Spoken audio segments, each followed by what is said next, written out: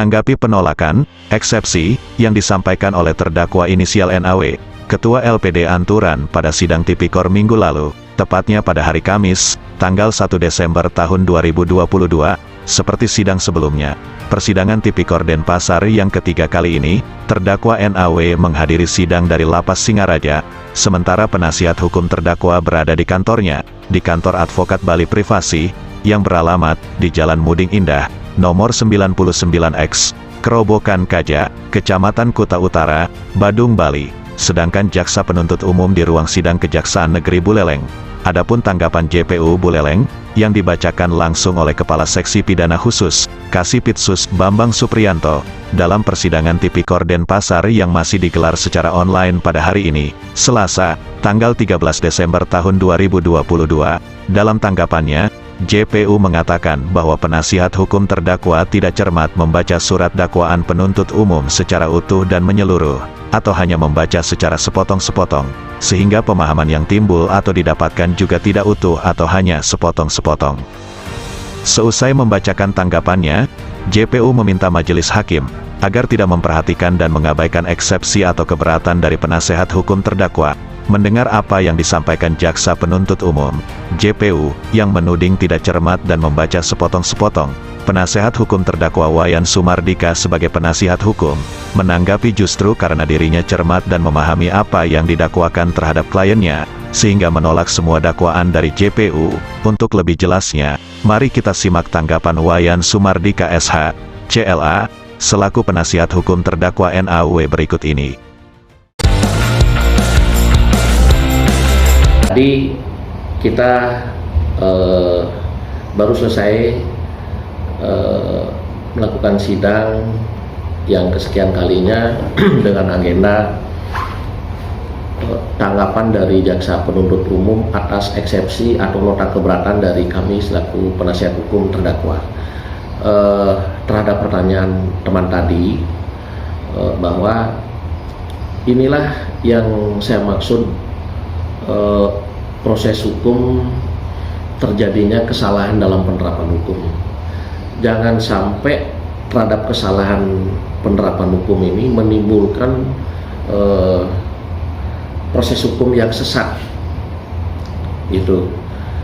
Jadi kalau menentukan jumlah kerugian negara, berarti jaksa penuntut umum tidak paham terhadap Undang-Undang Republik Indonesia tentang Badan Pemeriksa Keuangan dan Undang-Undang RI tentang perbendaharaan negara. Jadi kedua undang-undang itu sudah tegas mengatur bahwa kerugian keuangan negara harus dihitung nyata dan pasti. Itu persoalan pokoknya. Jadi ini yang tidak dipahami oleh teman-teman jaksa penuntut umum dalam membuat surat dakwahan. Itu. Jadi kedua undang-undang itu sudah tegas seperti yang saya katakan tadi. Lalu artinya menghitung kerugian negara tidak boleh kira-kira, ya, tidak boleh kira-kira. Loh, uang modal pemerintah, bantuan dari pemerintah cuma 5.200 sekian ribu, terus bagaimana sekarang mengakui kerugian negara 151 miliar lebih? Itu kan uang rakyat itu. Tidak setiap, kalau itu ada uang negara kemudian memang harus dipertanggungjawabkan, tetapi ada sebatas jumlah uang negara itu maksudnya. Kalau dihitung kerugian negara 151, ini yang aneh, ini yang sesat, menghitung kerugian negara melawan undang-undang. Itu yang saya maksudkan. Ceritanya sekarang ini penuntut umum, jaksa penuntut umum telah menyita, ya, melakukan sita terhadap seluruh kekayaan LPD. Apakah itu uang, apakah itu tanah, apakah itu mobil dan sebagainya. Kan itu ya. Logika hukumnya, sebagaimana hukum, ketika itu dirampas, kemudian nanti itu karena ini pidana korupsi, itu akan dikembalikan kepada negara. Itu aturan mainnya. Kalau disebutkan dalam dakwaan bahwa itu akan dikembalikan kepada LPD, ini yang sesat yang saya maksudkan. Ini yang sesat. Negara tidak sama dengan LPD. Itu persoalannya. Kalau kerugian negara, ya ke negara dikembalikan, bukan ke LPD.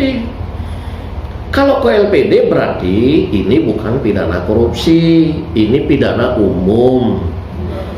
Itu. Jadi selama ini kita publik semua terkelabui oleh deretan kalimat yang dibuat oleh jaksa penuntut umum bahwa terhadap perbuatan terdakwa menimbulkan kerugian keuangan negara atau perekonomian negara atau LPD. Ini yang tidak benar. Kita jawab, kerugian keuangan negara tidak sama dengan kerugian LPD. Itu satu. Kerugian keuangan negara mesti diproses melalui pidana korupsi. Kemudian kerugian LPD adalah mesti diproses melalui pidana umum. Itu bedanya. Kalau kemudian ini kerugian keuangan negara, kemudian ceki kerugian LPD, seluruh rampasan sitaan itu dikembalikan kepada LPD, disinilah letak kesalahan penerapan hukum alias penerapan hukum yang sesat. Tegas saya katakan itu. Terhadap tanggapan jaksa penuntut umum atas eksepsi yang kami ajukan, jaksa penuntut umum bilang kami tidak membaca utuh sehingga tidak memahami surat dakwaan. Kami jawab, justru karena kami membaca secara utuh dan lengkap, maka kami jadi paham. Justru sebaliknya, dalam menyusun surat dakwaan itu kan harus cermat, jelas, lengkap. Itu. Nah, jadi sehingga kami tahu, karena kami baca secara utuh, kami tahu bahwa kesalahan dalam surat dakwaan itu adalah modal pemerintah 5.200.000 sekian. Dia menyebut kerugian 151 miliar. Kembali saya jawab itu. Nah, sehingga penuntut umum tidak paham tentang undang-undang BPK dan perbendaharaan negara untuk menghitung kerugian negara. Itu justru karena kami baca secara utuh, makanya kami paham, sehingga penuntut umum lah yang tidak paham tentang menyusun surat dakwaan. Dalam pasal 143 ayat 2 huruf B itu kan tegas tentang surat dakwaan. Jadi itu surat dakwaan tidak merujuk kepada pasal 143 itu.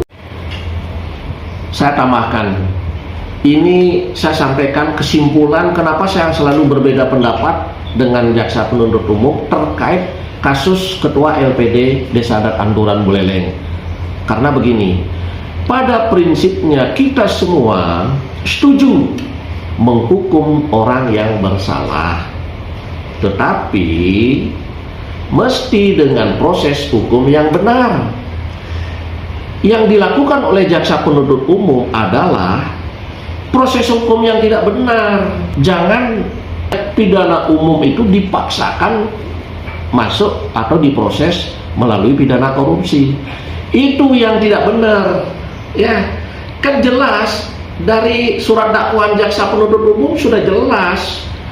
Terhadap perbuatan terdakwa NAW menimbulkan kerugian keuangan negara atau perekonomian negara, ceki LPD Desa Adat Anturan.